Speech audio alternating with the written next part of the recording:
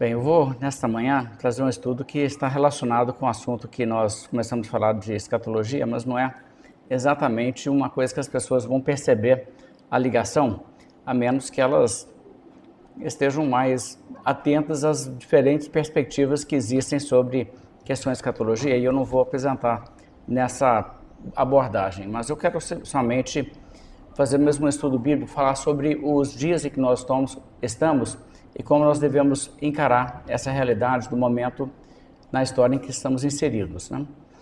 E o Senhor Jesus Cristo trouxe muitas instruções nesse sentido para o seu povo e, principalmente, em alguns determinados momentos, Jesus deu instruções que valem para todo esse período em que nós estamos aqui até a volta de Cristo. E eu quero, então, observar algumas coisas nesse sentido. Vamos começar em Mateus, no capítulo 10.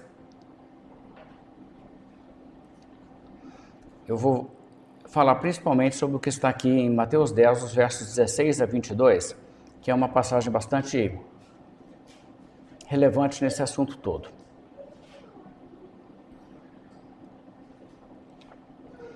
Vou ler então em Mateus 10, a partir do verso 16.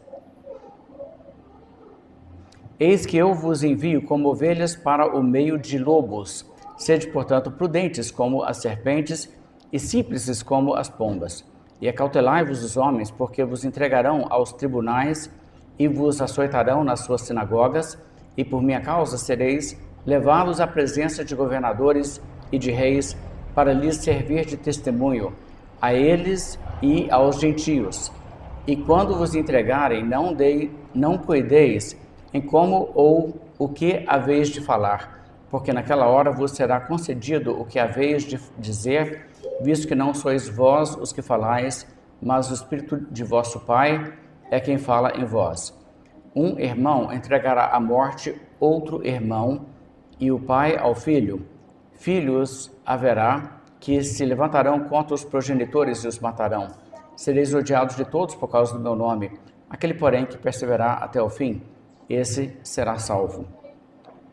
Essas palavras dirigidas aos apóstolos de Cristo aqui são palavras que têm um certo peso, né? Nós notamos imediatamente que ele está avisando sobre dificuldades. E ele fala que ele está os enviando como que ovelhas no meio de lobos. E de fato, a missão que Cristo nos dá como seu povo neste mundo é uma missão de sermos enviados a um mundo que é hostil a Deus e à mensagem de Deus. E, portanto, também hostil ao povo de Deus. Então, existem realidades aqui que, quando Jesus fala isso, ele fala isso aos 12, a Bíblia é bem específica no capítulo 10 de Mateus, que ele está falando aos 12. Então, quando ele diz, por exemplo, essa palavra, que quando vos entregarem aos tribunais ou tal, não cuideis em que ou como haveis de falar, porque naquela hora vos será concedido o que haveis de dizer, visto que não sois vós que falais, mas o Espírito de Deus, o Espírito de vosso Pai é quem fala.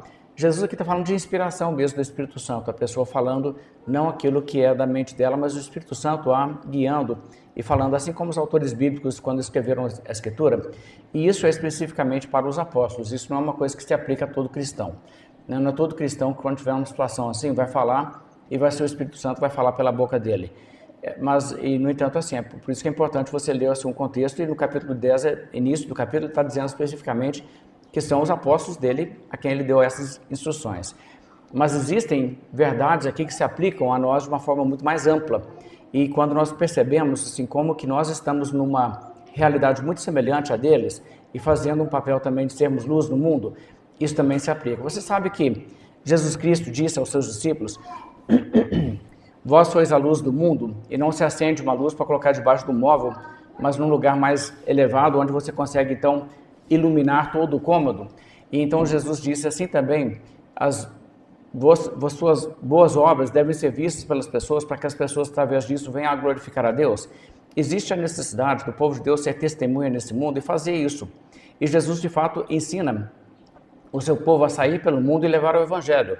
Quando ele diz, por exemplo, ide por todo mundo, pregar o Evangelho a toda criatura, ele diz, fazer discípulos de todas as nações, batizando-os em nome do Pai, do Filho e do Espírito Santo, e eis que estou convosco todos os dias até a consumação do século. Jesus está dizendo que existe, então, uma missão que é dada ali, quando nós até falamos a grande comissão, que continua em vigor até quando? Até a consumação do século. essa realidade de sair e pregar o Evangelho de Jesus Cristo, pregar arrependimento para a remissão de pecados, é uma tarefa que é dada para a igreja a partir daquele momento para que se vá para o mundo todo, e isso até quando? Até o fim, até a consumação do século, que é um termo técnico na Bíblia para falar de a conclusão de toda a história desse mundo.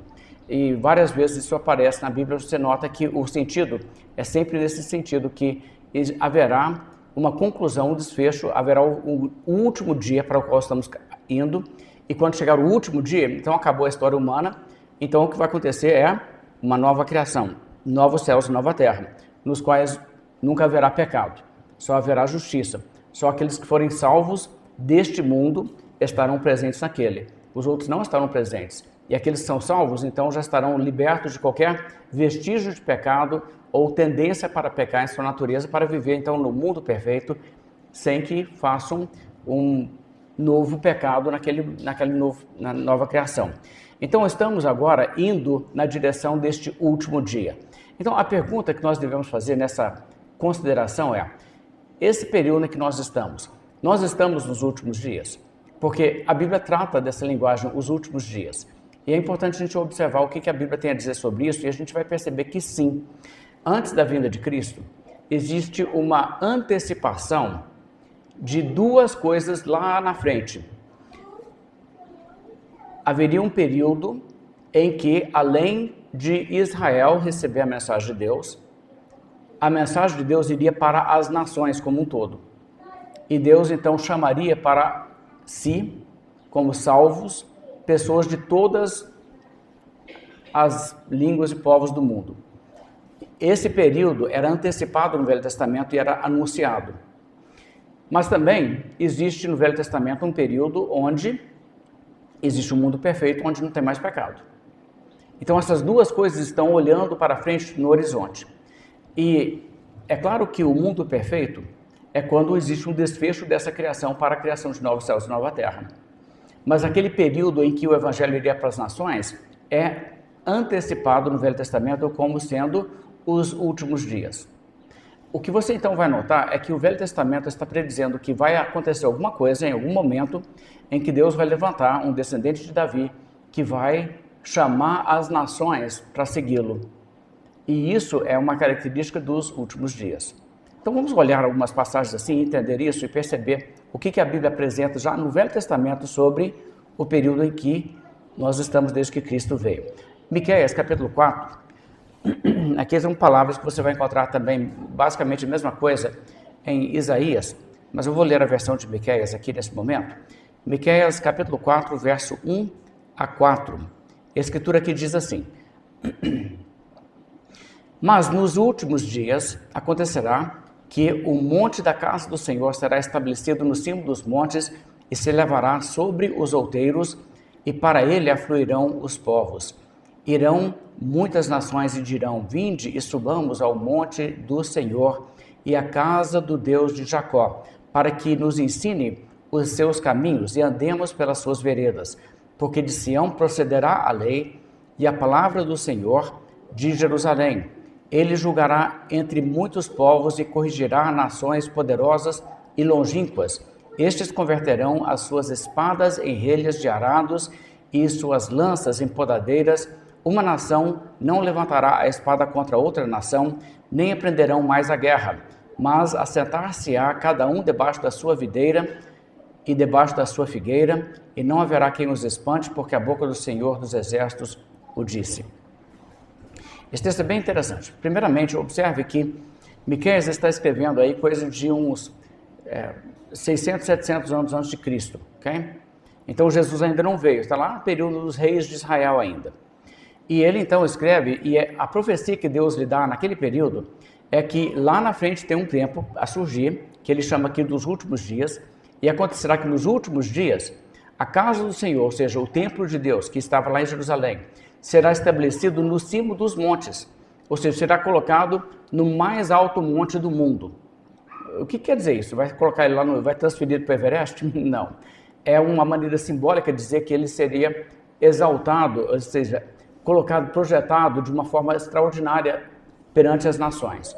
E diz que ele será estabelecido no cimo dos montes e se elevará sobre os outeiros, e para ele afluirão os povos.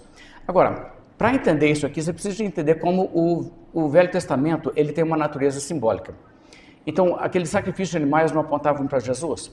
Ele é o Cordeiro de Deus, que tira o pecado do mundo. Então, o Cordeiro que era sacrificado, por exemplo, no dia da expiação, onde o pecado simbolicamente era resolvido, o problema do pecado, através da culpa do povo de Deus colocada sobre aquele animal então ser sacrificado. Então aquilo ali não resolveu o problema, mas aquilo ali ilustrava o que aconteceria. Aquilo era didático como um símbolo para o que aconteceria quando Jesus viria. Então Jesus vem e ele morre como o sacrifício real pelo pecado, ele é o verdadeiro cordeiro para o qual aqueles outros apontavam. E quando isso acontece, ele então traz perdão dos pecados pelo seu sangue. Agora então, quando a Bíblia fala lá no Velho Testamento do cordeiro, você vê que isso aponta para alguma coisa.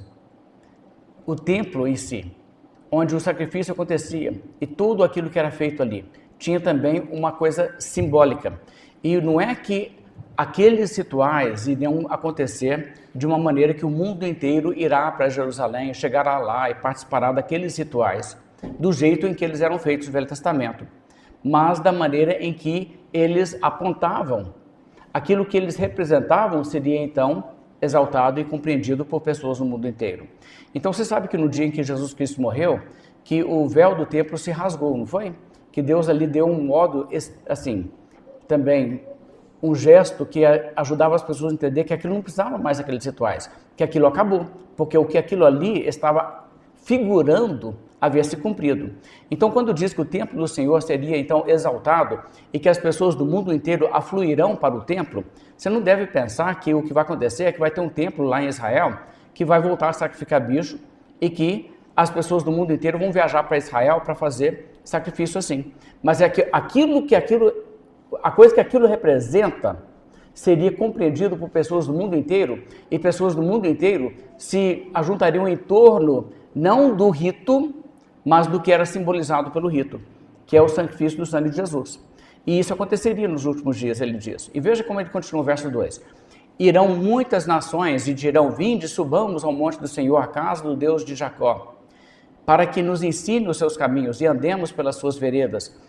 Veja só o que ele está dizendo. Pessoas de muitas nações se converteriam ao Deus de Israel, o Deus de Jacó. E dirão, nos ensine os seus caminhos, vamos aprender da palavra de Deus, o caminho de Deus, o modo que Deus nos instrui a viver. E ele então ainda diz, porque de Sião, né, da terra lá de Jerusalém, procederá a lei, ou seja, a coisa vai sair de lá e a palavra do Senhor de Jerusalém. Sião é o monte sobre o qual Jerusalém foi construída. Então, de lá vai sair a palavra para o mundo inteiro. Agora, veja se você não reconhece isso no Novo Testamento. Sereis minhas testemunhas, tanto em Jerusalém, como em toda a Judéia e Samaria e até os confins da terra. Percebe como que isso está desenvolvendo? O Novo Testamento mostra o cumprimento disso aqui. Continuando o verso 3. Ele julgará entre muitos povos e corrigirá nações poderosas e longínquas. Ele quem? O Senhor. Estes converterão as suas espadas em relhas de arados e as suas lanças em podadeiras. Uma nação não levantará a espada contra outra nação, nem aprenderão mais a guerra.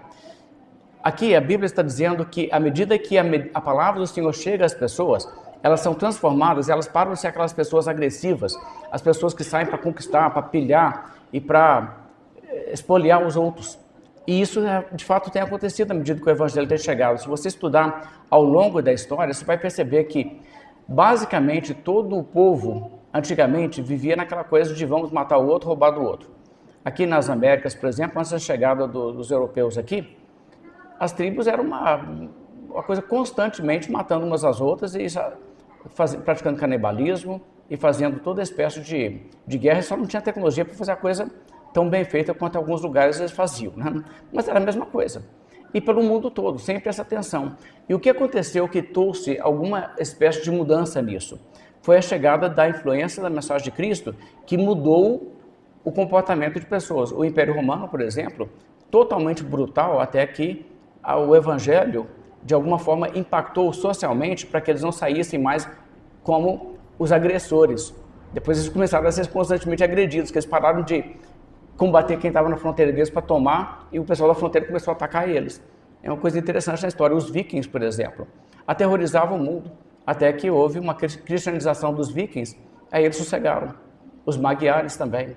E a gente poderia dar muitos exemplos desse tipo, como pessoas, mesmo que não se converteram todos individualmente, mas a mensagem de Cristo, a mensagem do Evangelho, a mensagem de que você precisa viver em paz com o próximo, como isso impactou o mundo, e existe um mundo que hoje é proporcionalmente, assim, as sociedades muito menos guerreira do que tem sido no passado.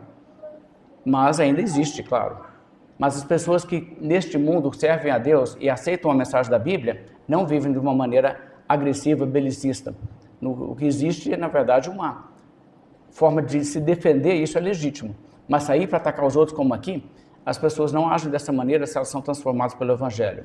Então a Bíblia está reconhecendo que isso aconteceria, porque você tem que colocar-se no entendimento do como era o mundo no período ali do Senhor Jesus Cristo e antes. Era só aquela ferocidade de tentar ficar mais forte para ir lá e escravizar o vizinho e o outro e fazer um império.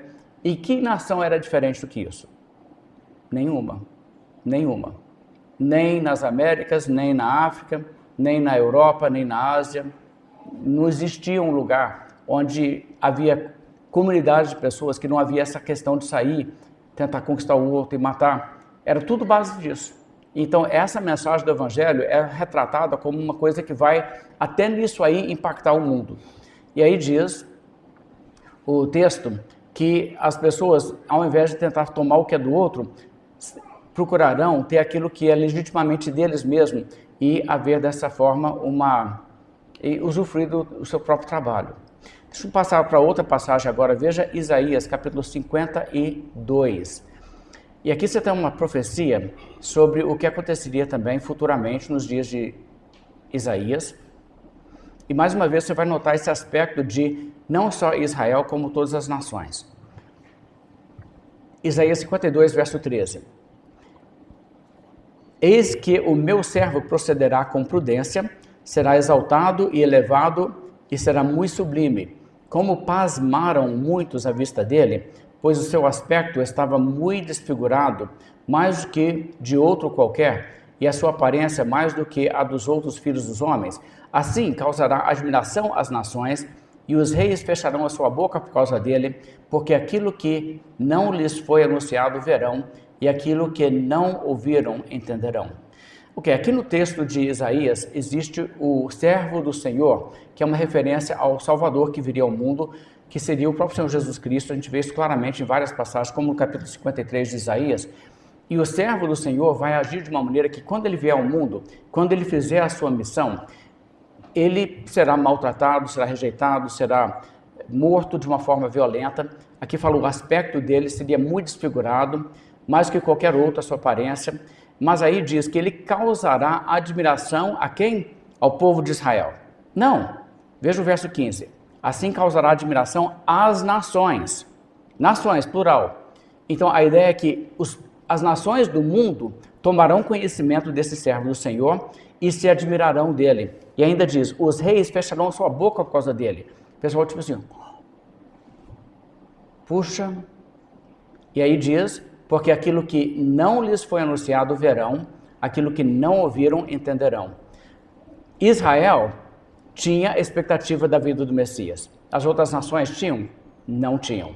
Mas aí vai chegar neles também. E pessoas do mundo inteiro vão ficar assim, admirados com relação a esse servo do Senhor que veio como Salvador. Isso é anunciado no Velho Testamento. Agora, deixe-me dar um pouco de contexto aqui para entender isso aqui. A Bíblia mostra que Deus é sempre bondoso com os seres humanos, mas Deus também é severo e justo com os seres humanos. Então, quando você pega lá no início, você tem Adão e Eva, e eles têm os seus filhos, eles têm uma opção de filhos lá. O primeiro crime registrado é o crime de Caim, que mata Abel, seu irmão. Na altura em que Caim mata Abel, Caim já era um homem casado. A gente sabe disso porque o texto diz que, para não ficar perto das outras pessoas que estavam ali, que poderiam matá-lo, ele pega a esposa dele e vai embora. Ele vai morar em outro lugar. E lá ele tem os filhos dele começam a nascer lá, e tal. E a Bíblia mostra que nessa condição, o mundo tem uma população que vai crescendo, mas que progressivamente as pessoas vão se tornando indiferentes a Deus.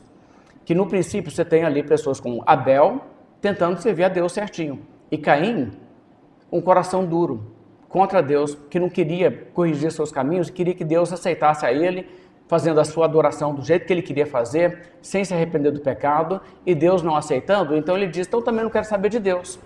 E dessa forma, a Bíblia vai mostrando que o número de pessoas no mundo que ainda tinham um apreço pela verdade e procuravam fazer a vontade de Deus foi diminuindo.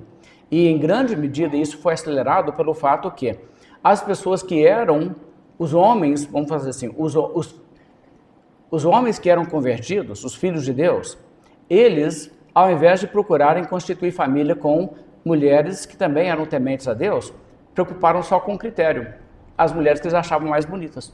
E então foram casando com mulheres que não tinham nada de uma vida, assim, de preocupação com os princípios de Deus, e na realidade que o mundo antigo tinha, o homem saía para trabalhar, a mulher que ficava com as crianças, e quem dava principalmente transmissão de valores para as crianças? A mulher que não estava nem aí para Deus. Então, até os homens que ainda eram fiéis, acabaram não passando o temor de Deus para os seus filhos. De modo que, em pouco tempo, o que aconteceu? O mundo se tornou violento de uma maneira que era só um batendo no outro, escravizando o outro, tinha gente extremamente mais alta do que outros, proporcionalmente, e essas pessoas maiores, com vantagens óbvias, começaram a obrigar os outros a trabalhar para eles, espancá-los e matá-los, se resistissem, o negócio ficava feio. Então a violência estava de uma maneira que quem ainda acreditava em Deus foi assim, diminuindo até chegar a uma só família, que estava ainda preocupada em fazer a verdade. Então o que aconteceu aqui com esse tanto de gente que abandonou o caminho de Deus e foi endurecendo o coração contra Deus? Não é que eles não tinham oportunidade e não souberam, é que eles desprezaram a luz que tinham, fecharam o coração e, como consequência disso, criaram para si uma sociedade corrompida. Então Deus dá um reset, né? Ele começa de novo, mandando o dilúvio, e sobrevive só aquela família que ainda está buscando fazer a vontade de Deus. E o restante é destruído no dilúvio. Aí esses desembarcam da arca, começam a popular o mundo novamente, mas até dos 3 filhos de Noé já começa ali, ainda antes de passar quase tempo nenhum, um deles já começa a pisar na bola e andar errado também. E aí você vai vendo que a população vai multiplicando e rapidamente acontece o quê? O mesmo tipo de coisa vai acontecendo.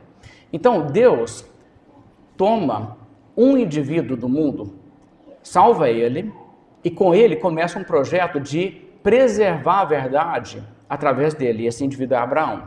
Agora, quando Deus chama Abraão, Abraão era um homem convertido, ele era uma pessoa, era um pagão, adorador de deuses falsos e de ídolos, porque a coisa já tinha ido para esse lado. O pessoal já tinha voltado com tudo que é coisa errada, mas Deus pega esse homem, se revela a ele se converte, e então Deus começa a fazer assim, eu vou fazer uma aliança com você e com seus filhos, para dentro da sua descendência, trazer salvação para o mundo inteiro, e em ti, Deus fala para Abraão, serão abençoadas quem? Todas as famílias da terra. Está vendo que não era uma salvação só para um povo exclusivo? Só que, à medida em que o povo foi virando as costas em Deus, então o projeto de Deus era fazer dessa maneira. Agora vamos pensar então sobre as pessoas que descendem de Noé, todos nós somos descendentes de Noé, descemos ali da arca também, e vamos pensar como que Deus trabalha com isso. As pessoas que são descendentes de Noé, ali a princípio sabiam da verdade, sabiam do Deus verdadeiro, sabiam quem que era o Senhor, e como que esse entendimento foi perdido? Sabe como foi perdido? É porque as pessoas não gostam da verdade, porque a verdade incomoda quem quer viver no pecado. Então eles foram criando suas próprias alternativas e religiões. Então, se você for atento a muita coisa na Bíblia e fora da Bíblia, você consegue perceber isso nitidamente. Então, eu vou te dar alguns exemplos aqui. O fato, por exemplo, que existe um dilúvio universal, isso é uma coisa assim que é tão comprovada. Você sabia que aqui no Brasil, os índios Yanomami têm uma tradição de que lá atrás teve um dilúvio universal que matou todo mundo, menos só uma família? Até assim, isso tem pelo mundo todo. Os aborígenes da Austrália têm essa mesma história.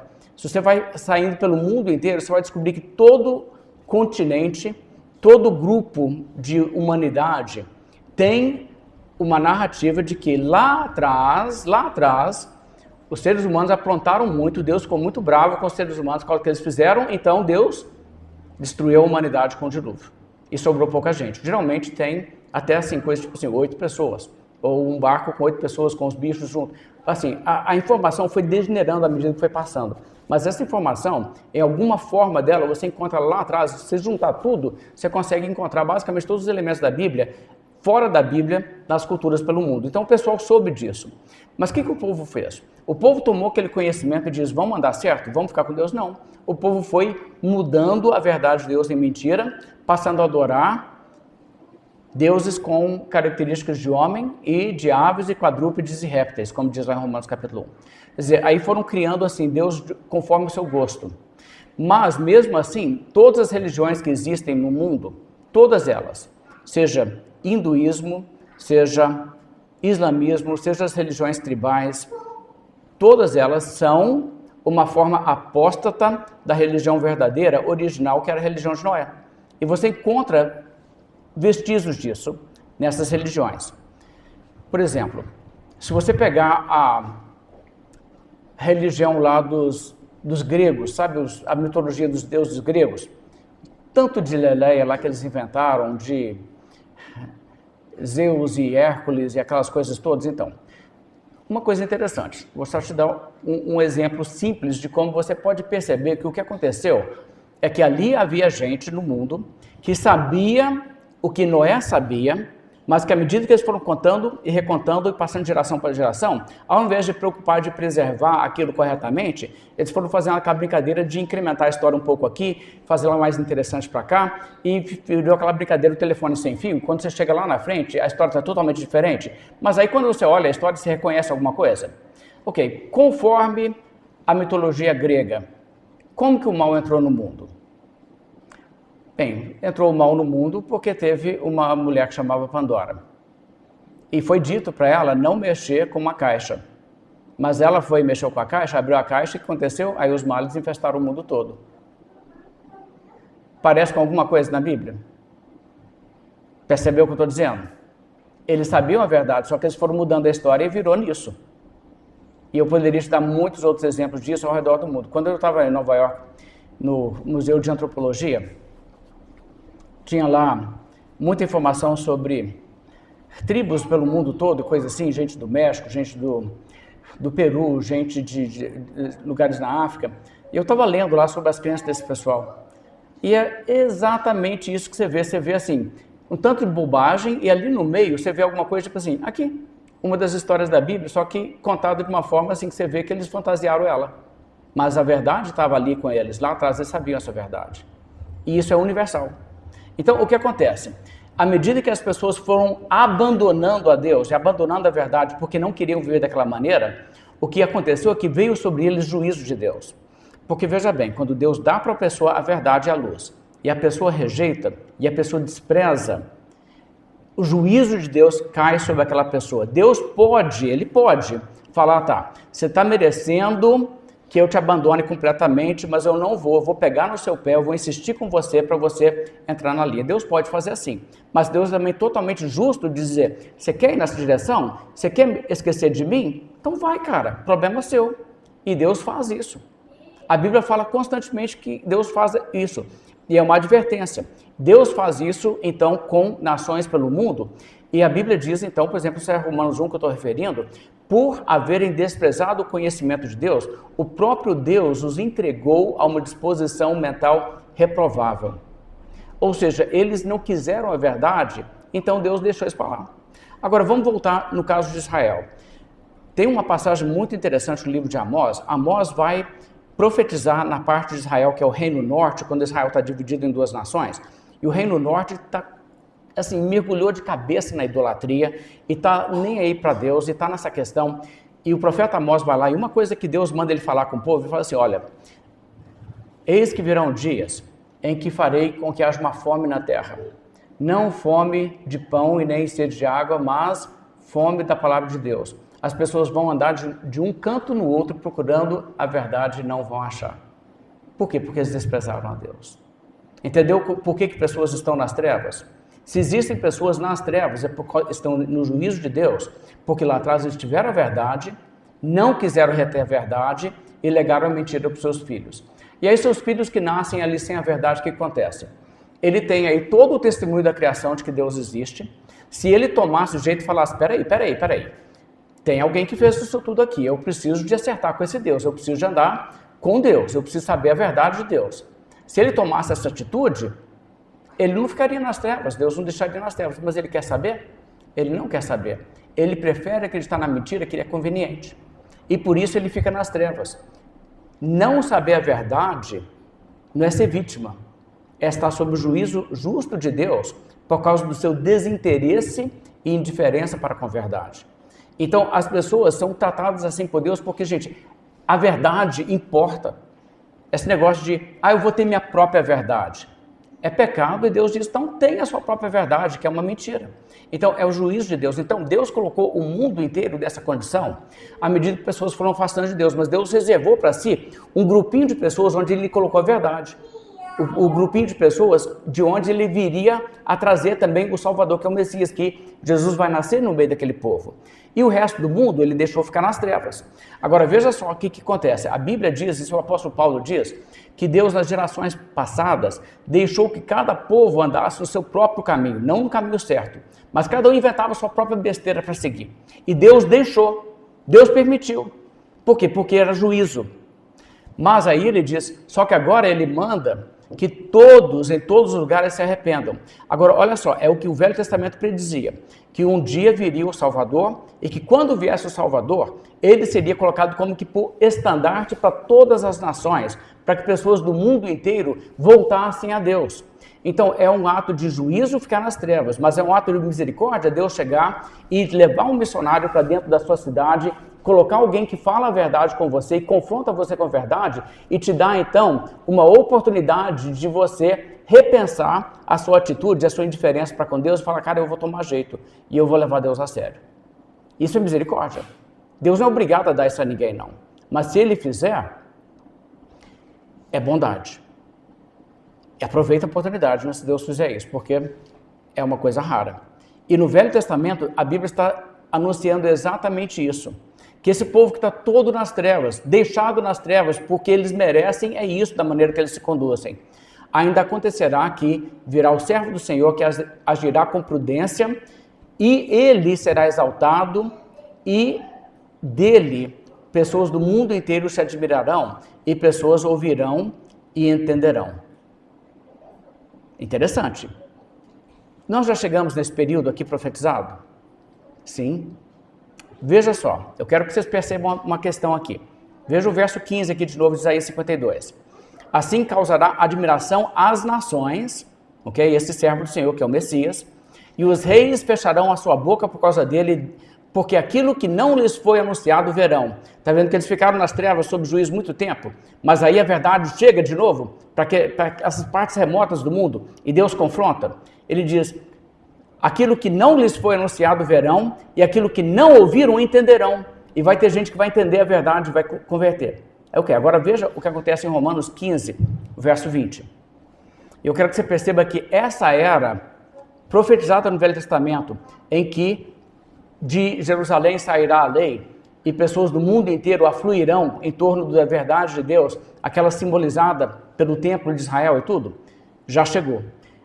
Romanos 15, verso 20, o apóstolo Paulo escreve, esforçando-me deste modo por pregar o evangelho não onde Cristo já fora anunciado, para não edificar sobre fundamento alheio. Antes, como está escrito, hão de vê-lo aqueles que não tiveram notícia dele e compreendê-lo os que nada tinham ouvido a seu respeito. Isso aqui é uma citação de Isaías 52, verso 15. Paulo está dizendo, isso que eu estou fazendo, de sair e pregar sobre o evangelho, pregar Jesus em lugares que nunca ouviram essas coisas, é o cumprimento daquilo que a Bíblia diz que as pessoas entenderão e ouvirão ser anunciado para eles as coisas que eles não viram. Então isso aqui se cumpre já. A profecia de Isaías 52 é uma profecia que está se cumprindo desde que Jesus Cristo disse e de fazer discípulos de todas as nações. E o apóstolo Paulo estava cumprindo isso aqui. E nós estamos cumprindo isso aqui hoje. Você pensa uma coisa, é um negócio assim impressionante se você pensar isso. Lá em Israel, 2000 anos atrás, Jesus que tem um bandozinho de discípulos que dá umas 120 pessoas. Bem pouca gente que está comprometida em seguir Jesus de verdade, né? Bem pouca gente. E Jesus fala assim, esse evangelho será pregado a todas as nações. As pessoas vão dizer assim, esse cara está se achando, hein? Era para se achar mesmo. Ele estava certo. Uma mulher foi lá, lavou os pés de Jesus, fez aquele gesto tão bonito, e derramou aquele perfume sobre os pés de Jesus, e o pessoal ficou falando assim, nossa, esse perfume valia muito dinheiro, podia ter vendido e dado para os pobres, aquela coisa. E Jesus disse, gente, não age assim com ela não, está errado o que vocês estão fazendo, a atitude dela está certa. Ele falou assim, aliás, em todo mundo por onde for pregado este evangelho, isso será dito, porque ela fez isso e Jesus fez questão de falar, eu vou dar um jeito para que isso que ela fez seja reconhecido e contado pelo mundo todo. Já foi contado isso aqui em Desterro de Entre Rios? Muitas vezes. Não é impressionante? Impressionante. Como que Jesus Cristo fala e uma coisa realmente acontece. Agora, naquela época o pessoal nem sabia que existia esse lugar aqui na Terra. Mas olha o que acontece. E não é pelo mundo todo? Pois então, essa era chegou. Ou seja, nós estamos nos últimos dias. Nós estamos naqueles dias profetizados. Porque a história é assim, na perspectiva do Velho Testamento. Vai vir esse Messias. E esse Messias vai agregar para si gente mundialmente, de todas as nações. E aí vai vir o fim. Então, quando Jesus vem, ele divide a história, e a história é dividida entre antes de Cristo e depois de Cristo. De modo que você tem os primeiros dias e os últimos dias, caminhando para o último dia. Essa que é a divisão da história. A partir da Bíblia, desde o Velho Testamento. Vamos continuar. Veja aqui, eu vou ler umas passagens, Salmo 18, 49. Versos avulsos aqui, mas depois vocês vão entender por quê. Glorificar-te-ei, pois, entre os gentios, ó Senhor, e cantarei louvores ao teu nome. Veja, o Salmo lá do Velho Testamento dizendo que Deus seria glorificado entre os gentios. Salmo 117, verso 1. Louvai ao Senhor, vós todos os gentios, louvai-o todos os povos. Então, todos os povos, mais uma vez, são tratados como aqueles que louvarão ao Senhor. Isaías 11, o verso 1. Do tronco de Jessé, você sabe que Jessé era o pai de Davi. Então, daquela família de Jessé, da descendência de Davi, do tronco de Jessé sairá um rebento e das suas raízes um renovo. Porque você sabe o que é um renovo? Sabe quando você pega uma planta e você corta a planta? Aí, então, tá só o toco da planta lá.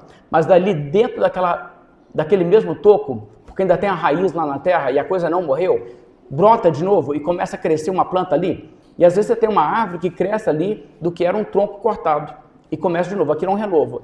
A ideia é que, quando Isaías escreve, ele está dizendo assim, Isaías escreve na época que a descendência de Davi, a dinastia de Davi estava no trono. Pessoas como o rei Ezequias, por exemplo, que ele foi profeta nessa época. Ezequias era descendente de Davi e ele estava no trono, então tinha um reinado de Davi. Mas o profeta Isaías já anunciou, vai acontecer que os reis da linhagem de Davi vão perder o reino. O juízo de Deus vai cair sobre isso aqui. E vai ficar muitos dias sem rei. E lá na frente, Deus vai voltar da linhagem de Davi a levantar um outro indivíduo que vai ser um rei. E então isso é tratado como um renovo que vai brotar como se fosse do tronco cortado. Então olha só, das suas raízes um renovo, das raízes da família de Jessé, da família de Davi. Então, ou seja, é Jesus que nasce lá muito tempo depois, que vai ser eternamente Rei dos Reis, Senhor dos Senhores. O verso 2 diz, repousará sobre ele o Espírito do Senhor, o Espírito Santo no caso, o Espírito de sabedoria e de entendimento, o Espírito de conselho e de fortaleza, o Espírito de conhecimento e de temor do Senhor. Quer dizer, repousará sobre ele o Espírito Santo, Deus vai colocar sobre ele o Espírito Santo. E ele então é ungido pelo Espírito Santo. A palavra Messias, ou Cristo, significa o ungido. Então, essa linguagem dizer, por que Jesus é chamado o Cristo? Porque ele é aquele sobre quem o Espírito Santo desceu. Lembra que quando Jesus foi batizado, que ele saiu da água e desceu o Espírito Santo sobre ele? E ali ele passou então a pregar e fazer milagres, ele é o ungido do Senhor. Então, o Espírito Santo desceria sobre ele e agiria assim. Agora, pulando até o verso 10, veja só o que diz. Naquele dia recorrerão as nações à raiz de Jessé. que está posta por estandarte dos povos. A glória lhe será a morada. Ou seja, esse indivíduo que viria da descendência de Davi, que Deus exaltaria, as pessoas do mundo inteiro, das nações, recorrerão a ele. Vai ter chinês que vai se converter a ele, vai ter brasileiro que vai se converter a ele, vai ter gente dos lugares mais remotos que eles nem sabiam que estavam no mapa, que estavam lendo isso aqui lá em Isaías, mas Deus sabia. Então essa era a profecia do Velho Testamento, ok? A expectativa de que viria um tempo em que o evangelho, a mensagem do Deus verdadeiro iria para as nações através o servo do Senhor, da descendência de Davi. Agora, com esses textos que eu acabei de ler em mente, leia comigo agora Romanos 15, versos 8 a 12. Isso aqui é super interessante. Vocês vão reconhecer que o apóstolo Paulo aqui faz citações do Velho Testamento para dizer que aquelas passagens lá do Velho Testamento que falavam sobre essas coisas, que um dia haveria nações inteiras buscando ao Senhor, esses textos todos que eu acabei de ler, Paulo cita isso e situa o cumprimento deles na era presente. Olha só, capítulo 15 de Romanos, verso 8. Digo-vos, pois, que Cristo foi constituído ministro da circuncisão em prol da verdade de Deus para confirmar as promessas feitas aos nossos pais. Primeiramente, nossos pais, ele está dizendo ele como um judeu. Eu e meus compatriotas judeus temos promessas antigas que Deus nos deu. E Jesus foi colocado como um ministro que veio para nós, o povo de Israel, o povo da circuncisão, para confirmar aquelas promessas que Deus deu para o povo de Israel lá atrás. Aí o verso 9 ele diz: e para que os gentios glorifiquem a Deus por causa da sua misericórdia. Olha só, Jesus veio para cumprir as promessas que Deus deu de um Salvador para Israel e para que os gentios também se convertessem e glorificassem a Deus. E ele então prossegue e diz, como está escrito. E ele vai começar a citar esses versos que eu falei para vocês agora, olha só. Por isso, eu te glorificarei entre os gentios e cantarei louvores ao teu nome. E também diz, alegrai-vos, os gentios, com seu povo. E ainda, louvai ao Senhor, vós todos os gentios e todos os povos o louvem. E também Isaías diz, haverá a raiz de Jessé, aquele que se levanta para governar os gentios, nele os gentios esperarão. Vocês reconheceram os textos que eu acabei de ler? É isso que ele citou. E ele está dizendo, Jesus veio e isso aqui já é uma realidade. Então a gente está agora pregando o evangelho para todas as nações e é tudo cumprimento disso aqui. A era que era anunciada como nos últimos dias, Deus enviaria a mensagem dele pelo mundo inteiro, essa era já chegou. E isso está se cumprindo diante dos nossos olhos. Agora, ao mesmo tempo, as profecias do Velho Testamento também predizem um tempo em que a guerra contra os fiéis de Deus no mundo se tornaria muito mais acirrada, que o diabo ficaria assim como que louco, transtornado de raiva e ele cairia em cima do povo de Deus. A Bíblia também fala disso e tem várias imagens sobre isso, eu não vou ler várias porque eu quero ficar só dentro desse assunto aqui e mostrar que nós estamos nos últimos dias, mas deixa eu te dar uma amostra apenas. Veja em Daniel capítulo 12, o verso 1 somente. Daniel 12, o verso 1.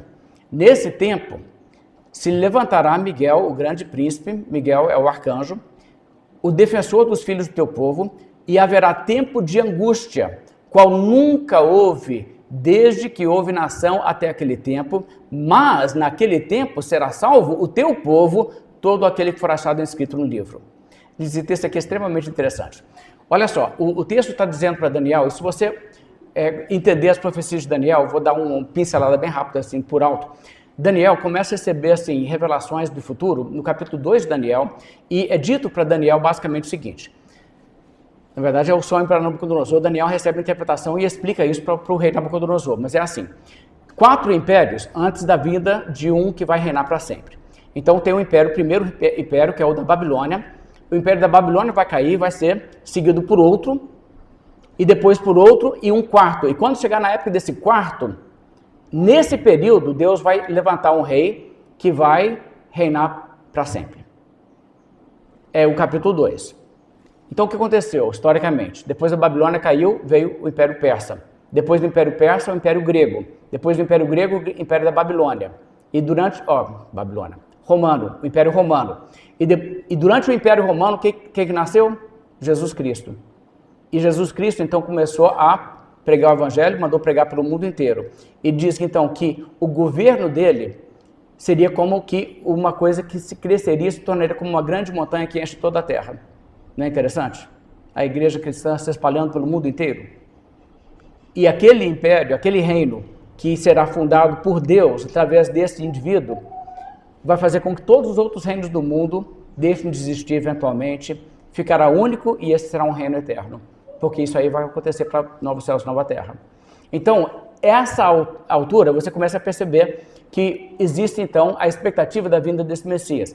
Mais informação é dada no capítulo 7, capítulo 8, capítulo 9, tudo falando sobre isso. E então eles vão focando o fato que haverá essas realidades todas se cumprindo e o Salvador viria nesse período do quarto reino, ou seja, no período do Império Romano que se cumpriu. E aí é dito o seguinte: nesse tempo se levantará Miguel, o arcanjo, que defende ali o teu povo, e haverá tempo de angústia, qual nunca houve desde que houve nação até aquele tempo.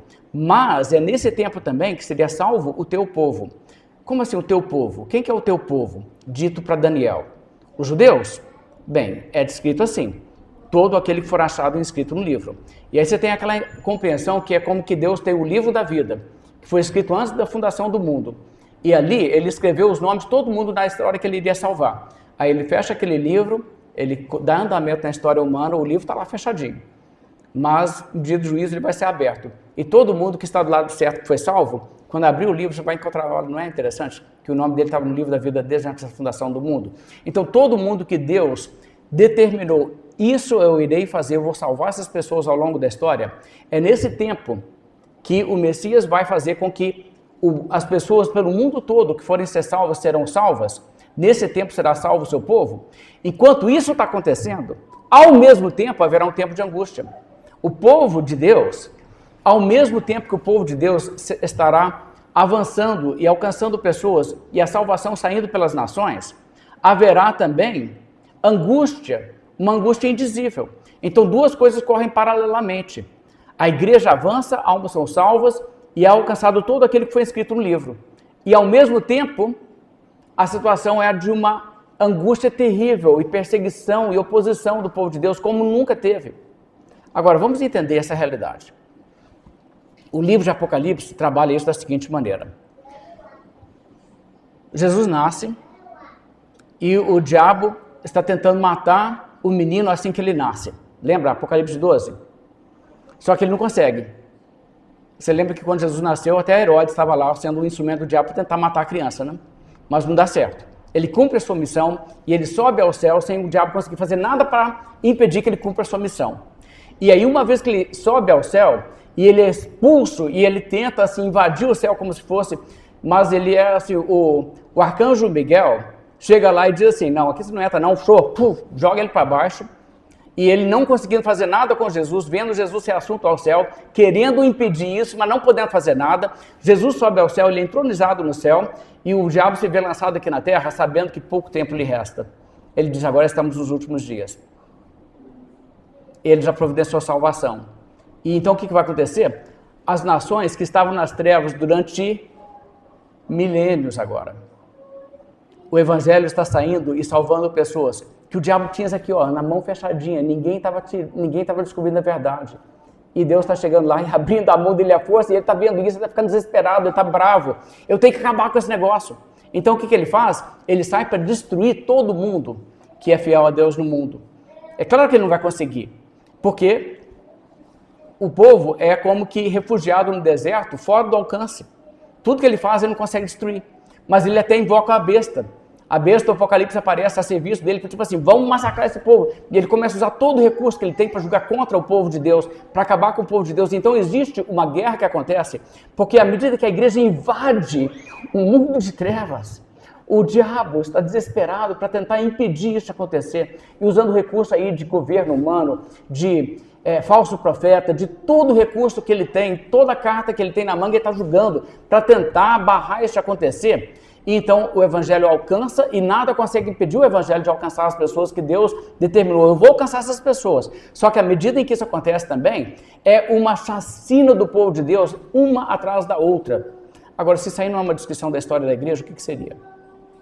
Ao longo da história, gente, o rol de mártires vai só aumentando, vai aumentando, vai aumentando. E hoje, no século XX, o século XXI, foram os tempos em que mais se matou cristão na história. Impressionante. Então a igreja avança e alcança pessoas, mas à medida que acontece, é no meio de muita angústia, porque o diabo está furioso, ele sabe que pouco tempo lhe resta. E isso é também característica de quê? Dos últimos dias. Eu quero que você veja isso aqui.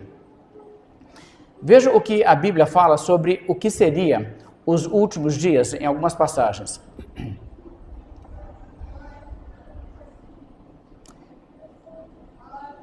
Eu quero que você veja 1 Coríntios, capítulo 10.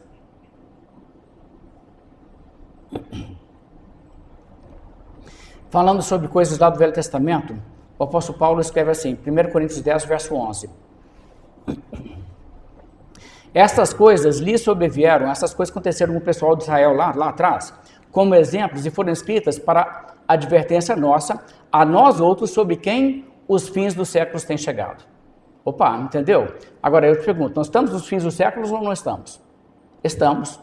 Paulo diz, você que é cristão hoje, nessa era, desde que Jesus veio, nós já estamos nos fins dos séculos, estamos nos últimos tempos. Agora veja Tiago, capítulo 5.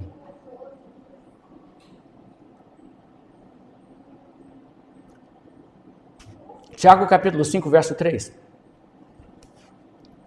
Aqui Tiago está falando sobre gente que está vivendo aí na ganância, explorando o trabalhador, fazendo coisas erradas assim para se enriquecer e depois não pagar as pessoas pelo seu serviço e tal.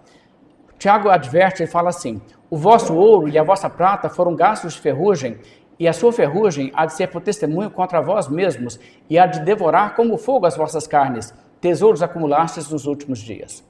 Olha que interessante, o que Tiago está dizendo, claro que ouro e prata não enferrujam, mas no dia do juízo não vai tudo acabar? Ele está dizendo assim, cara, nós estamos assim, a próxima grande coisa que vai acontecer é que vai chegar o dia do juízo, você não sabe que hora que vai chegar. Você está aqui nos últimos dias acumulando riqueza que vai dissipar na sua mão, você vai perder tudo isso, que Deus vai chegar e isso vai zerar tudo, tudo vai deixar de existir que vocês estão aí acumulando para vocês vão perder tudo isso e só vai servir de testemunho contra vocês da maldade que vocês tiveram nos últimos dias.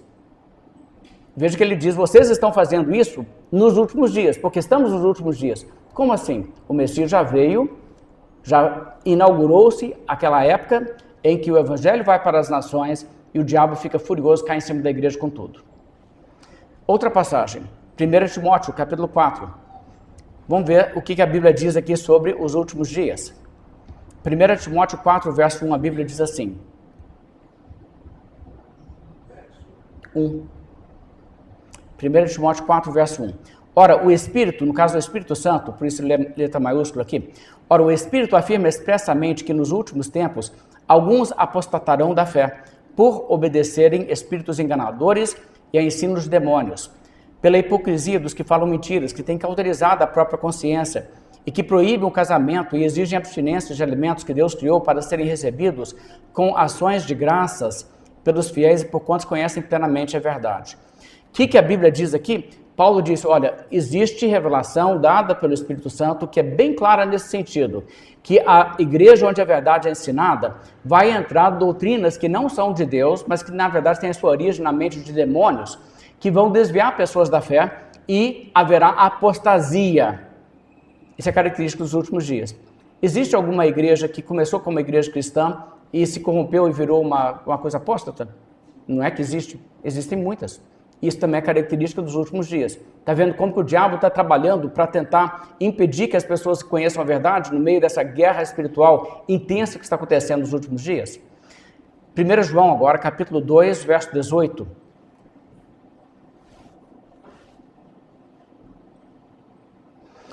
João 2,18. Filhinhos, já é a última hora. E como ouvistes que vem o anticristo, também agora muitos anticristos têm surgido pelo que conhecemos que é a última hora. Olha só o que ele diz. Ele diz, olha, vocês sabem que tem um tal do anticristo que vai vir. João escreve e fala assim, ele não chegou ainda. Quando ele escreve, certamente não tinha chegado. Mas, na verdade, tem um que é que vai ter mais efeito que os outros, mas tem muitos anticristos. E eles já estão por aí. Por quê? Os últimos dias não seria exatamente assim? Nos últimos dias, espíritos enganadores vão levar igrejas para apostatar, desviar, não vai ter essa guerra intensa pela salvação das pessoas, e no meio disso o diabo fazendo toda a artimanha para tentar impedir as pessoas de encontrar a verdade? Pois é. Ele diz, então, já é a última hora. E você pode ver por aí que já tem um tanto de anticristo atuando. Daí você já sabe que estamos na última hora. 2 Timóteo, capítulo 3, verso 1.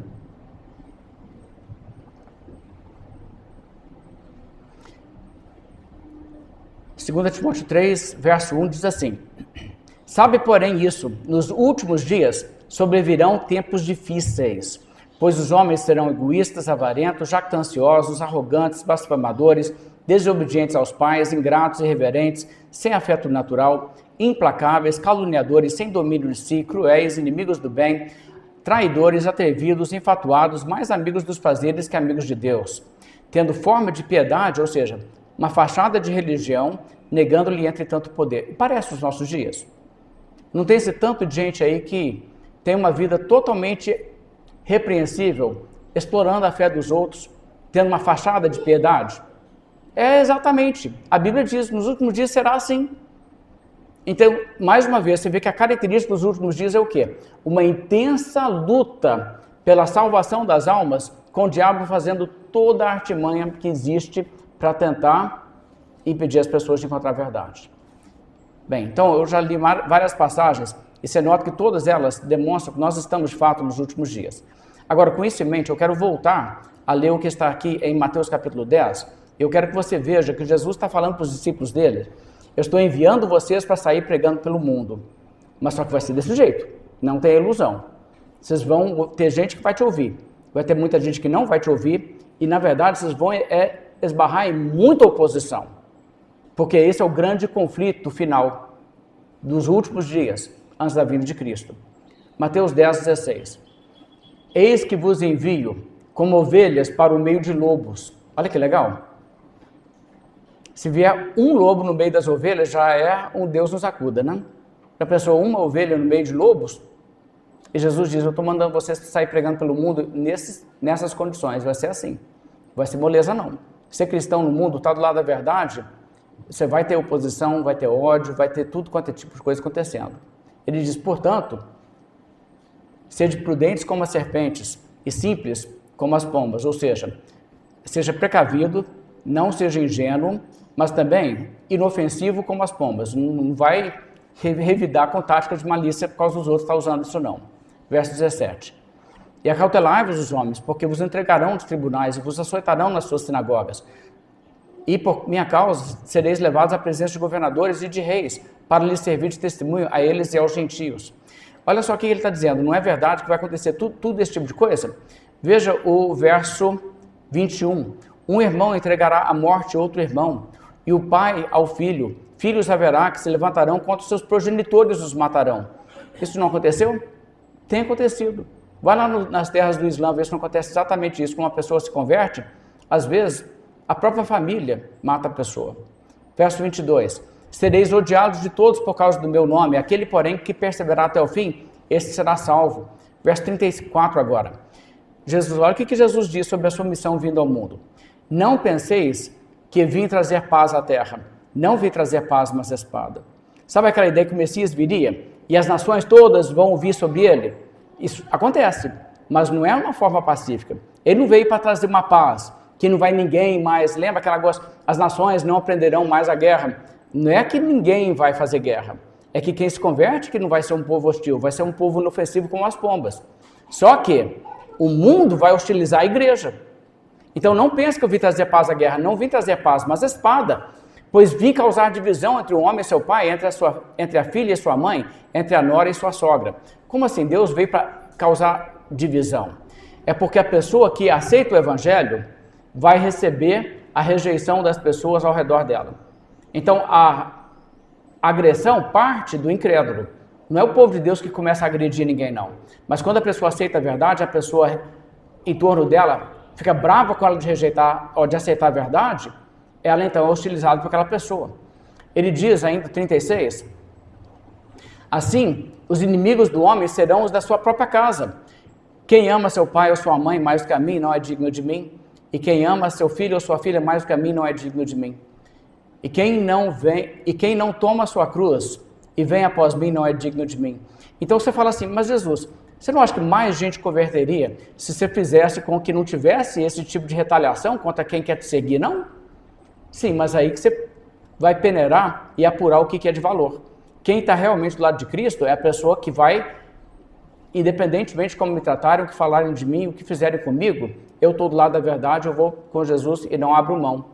Então isso aí é simplesmente parte do processo e no meio dessa condição de o evangelho chegando às nações, as nações hostilizando quem se converte, é daí que você vê quem que realmente é convertido.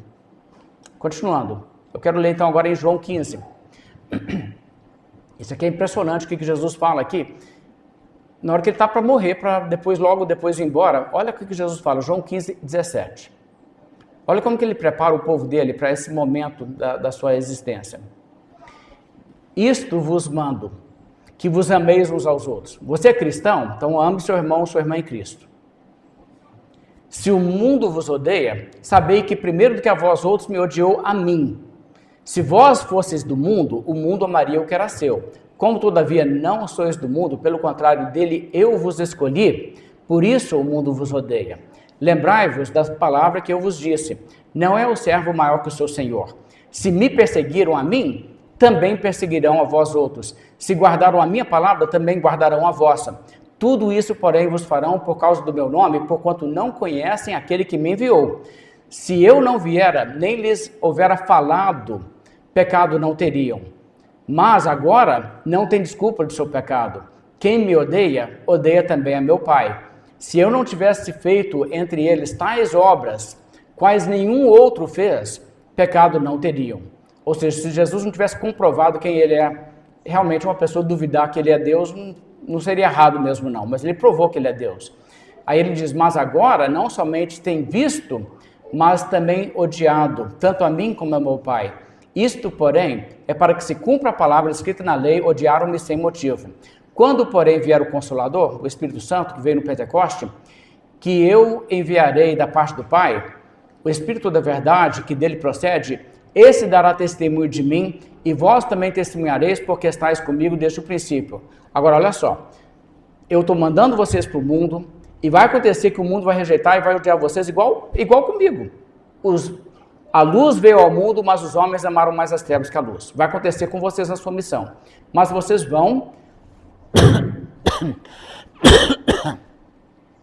receber o Espírito Santo e ele dará testemunho e vocês também serão testemunhas com o poder dele. Lembra que Jesus disse? Ele falou, ficar em Jerusalém, até que do alto sejais revestidos de poder. Ele diz, mas recebereis poder ao vir sobre vós o Espírito Santo, e sereis minhas testemunhas, tanto em Jerusalém, como em toda a Judéia, como em Samaria, até os confins da terra. Está vendo o que está dizendo aqui? É nesse momento, vocês são testemunhas agora, o Espírito Santo vai capacitar o testemunho, e vocês têm essa missão de levar o Evangelho para o mundo. Só que o mundo não vai aceitar bem não, vai ser uma luta. Cada passo vai ser uma luta. Capítulo 16, verso 1. Aqui Jesus continua, na verdade, a continuação normal do texto. Tenho-vos dito essas coisas para que não vos escandalizeis. Quando a coisa apertar, quando o cristão estiver sendo morto, você não ficar tipo assim, tá dando errado, porque não era isso. Não, eu estou te avisando de uma vez para você não ter ilusão, não. Vai ser isso mesmo. Verso 2. Eles vos expulsarão das sinagogas, mas vem a hora em que todo o que vos matar julgará com isso tributar culto a Deus. Não tem isso? Não tem gente que acha hoje, se você matar um cristão, né? Alá Akbar.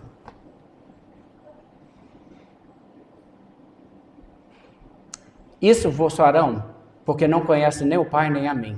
Conhecem nem Deus, Pai e nem Jesus Cristo.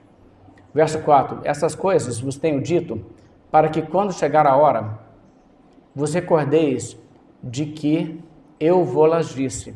Não vou-las disse desde o princípio, porque eu estava convosco.